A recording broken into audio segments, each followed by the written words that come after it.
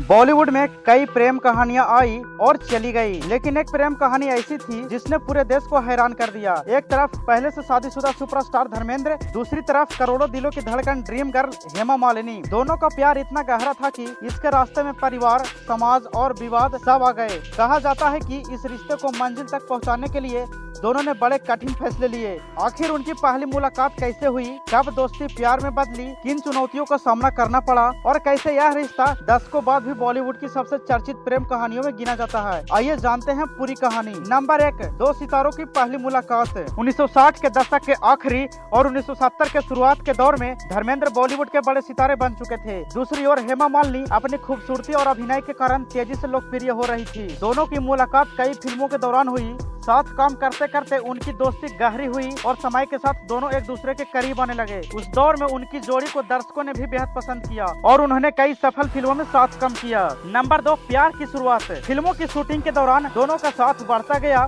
Media में उनके रिश्तों की चर्चाएं होने लगी, लेकिन दोनों ने लंबे समय तक इस बारे में सार्वजनिक रूप से ज्यादा बात नहीं की। धर्मेंद्र अक्सर हेमा मालिनी की तारीफ करते थे, जबकि हेमा मालिनी ने भी कई इंटरव्यू में कहा कि उन्हें धर्मेंद्र का सरल स्वभाव और व्यवहार पसंद था। नंबर 3, सबसे बड़ी चुनौती। उनके रिश्तों की सबसे बड़ी चुनौती यह थी कि धर्मेंद्र पहले से विवाहित थे और उनका परिवार था। ऐसे में इस रिश्ते को लेकर काफी विवाद और चर्चाएं हुई। परिवार और समाज के स्तर पर भी इस फैसले को लेकर अलग अलग प्रतिक्रियाएं सामने आई। इसके बावजूद दोनों ने अपने रिश्ते को आगे बढ़ाने का फैसला किया। नंबर 4, शादी। 1980 में धर्मेंद्र और हेमा मालिनी ने शादी की। उनकी शादी उस समय बॉलीवुड की सबसे चर्चित खबरों में से एक थी। शादी के बाद भी दोनों ने फिल्मों में काम जारी रखा और अपने निजी जीवन को अपेक्षाकृत निजी रखने की कोशिश की। नंबर 5, फिल्मों की सुपरहिट जोड़ी। धर्मेंद्र और हेमा मालिनी ने साथ में कई लोकप्रिय फिल्मों में काम किया, जिनमें प्रमुख फिल्म है शोले, सीता और गीता, राजा रानी, ड्रीम गर्ल, चरस,